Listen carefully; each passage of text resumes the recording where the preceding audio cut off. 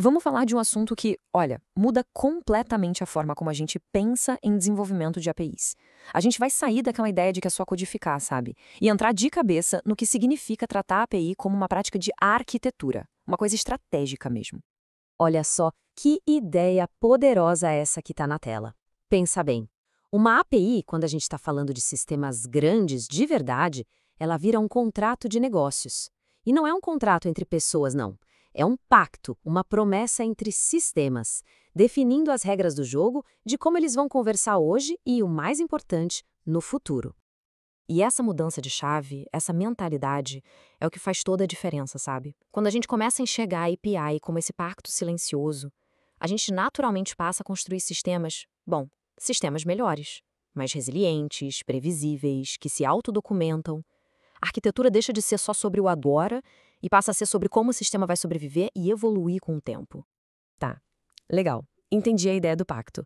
Mas como é que a gente define isso na prática? Como a gente escreve esse contrato? A resposta a gente está aqui. A gente precisa pensar na arquitetura antes do código. E para isso, a gente vai usar a abordagem de Design First junto com o OpenAPI. Eu adoro essa analogia porque ela é perfeita. Pensa numa orquestra. O que guia os músicos? A partitura, certo? A especificação OpenAPI é exatamente isso, é a partitura da nossa sinfonia. Não é um documento que a gente escreve depois que a música, o código, está pronto. De jeito nenhum. Ela é a fonte da verdade, o plano mestre, tudo é definido ali antes de uma única linha de código ser escrita. Falando de um jeito mais técnico, a especificação OpenAPI, ou AS, é o que a gente chama de blueprint executável. Que nome, hein? Mas o que isso significa? Significa que ela define com uma precisão quase matemática cada detalhe da API.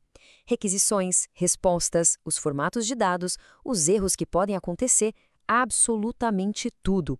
Por isso que é muito mais que um documento, é um verdadeiro instrumento de arquitetura. E o resultado disso na prática é gigantesco. Para começar, o contrato vira código. Ele pode ser versionado, revisado, tratado como código de verdade. Segundo, a gente pode gerar stubs, que são tipo esqueletos da API e clientes automaticamente. Isso acelera o desenvolvimento de uma forma incrível, porque os times podem trabalhar em paralelo. E terceiro, a gente passa a governar as mudanças. Tudo fica registrado, auditável. A arquitetura deixa de ser algo que acontece e passa a ser intencional. Ok, o contrato está definido, mas e quando ele precisa mudar? Porque ele vai precisar mudar, né? E é aqui que a gente entra na evolução desse contrato. Versionar uma API, gente, não é só colocar um V1 ou V2 na URL. É uma estratégia de verdade que mostra o nível de maturidade da arquitetura. E existem alguns jeitos de fazer isso. O mais comum, que todo mundo conhece, é colocar a versão direto na URL, tipo /API/V1. Simples, funciona, mas amarra a versão ao roteamento. Um jeito um pouco mais elegante é usar o header, sabe? A rota é a mesma, mas a gente especifica a versão no cabeçalho da requisição. Agora, o modelo mais avançado mesmo é o de domínio semântico. Em vez de um número, a versão está ligada a um negócio, tipo uma data de lançamento. Isso é outro nível de organização. Mas, independentemente do modelo escolhido, o ponto central, o mais importante de todos, é esse aqui. A versão é uma promessa. É o sistema dizendo para o outro, olha, enquanto você seguir as regras que a gente combinou, eu garanto que não vou quebrar sua integração. O maior desafio aqui, acredite, não é técnico, é a disciplina da equipe, a cultura da empresa em honrar essa promessa. Essa ideia de promessa nos leva a um outro conceito fundamental: pensar nos contratos como se fossem fronteiras. A API é o rosto público da nossa lógica de negócio. E o contrato? Bom, o contrato é o segurança na porta. Ele define o que pode entrar e sair, protegendo toda a complexidade que existe lá dentro. E aí vem a pergunta que não quer calar e que todo mundo deveria se fazer. A sua API está, na prática, só expondo o seu banco de dados? Porque, vamos ser sinceros, muitas APIs por aí são só isso, uma camada fininha por cima das tabelas. E isso, do ponto de vista da arquitetura, é um perigo enorme. De um lado, a gente tem o que se chama de modelo anêmico, que é justamente isso, expor a estrutura interna do banco de dados. é a prática ruim. Do outro lado, a gente tem a boa prática, o DTO semântico. DTO é a sigla para Data Transfer Object. O nome já diz tudo, né? É um objeto pensado para a transferência de dados. Ele é desenhado sob medida para quem vai usar a API, não para como os dados estão guardados lá dentro. Esse sim é o contrato de verdade. Tudo isso é muito bonito na teoria, né? Mas e na vida real? Com dezenas, centenas de pessoas trabalhando no mesmo código, como a gente garante que todo mundo siga o contrato? Bom, a consistência não vem por mágica, ela precisa ser imposta. E quem faz isso são as ferramentas, os nossos guardiões da arquitetura. E no mundo do Laravel, que é o nosso foco aqui, a gente tem 3 guardiões sensacionais para essa tarefa. Vamos conhecer o Laravel Pint, o Hector e o Specdata.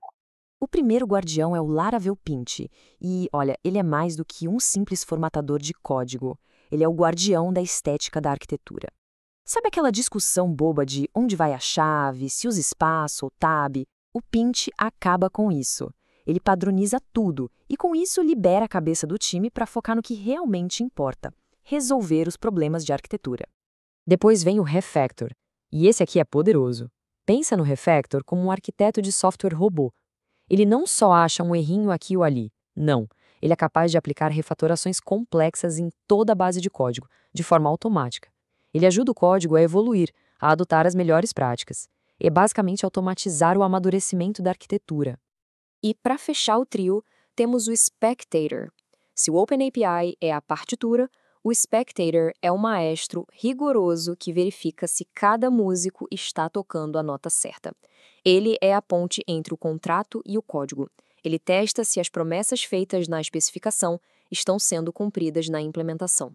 Ele impede que o código e o contrato se distanciem com o tempo, aquela famosa deriva entre o que foi planejado e o que foi entregue. Juntando todas essas peças, a filosofia do contrato, as fronteiras de domínio e os guardiões automatizados, a gente chega numa conclusão que é fundamental. A arquitetura não é um desenho estático, um documento que fica guardado numa pasta. Ela tem que ser um sistema vivo. O grande objetivo é esse: ter uma arquitetura que se adapta, que respira, uma arquitetura que tem ciclos de feedback, que a gente consegue medir e, o mais importante, que tem mecanismos para se autocorrigir. Quando a gente combina a filosofia certa com as ferramentas certas, o resultado é um sistema que não só funciona, mas que evolui com resiliência. Então, para a gente fechar, fica aqui essa provocação final para todo mundo pensar. A arquitetura da API em que se está trabalhando hoje, ela foi pensada para durar, para evoluir, ou ela foi construída só para resolver o problema de agora? Vale a pena refletir sobre isso.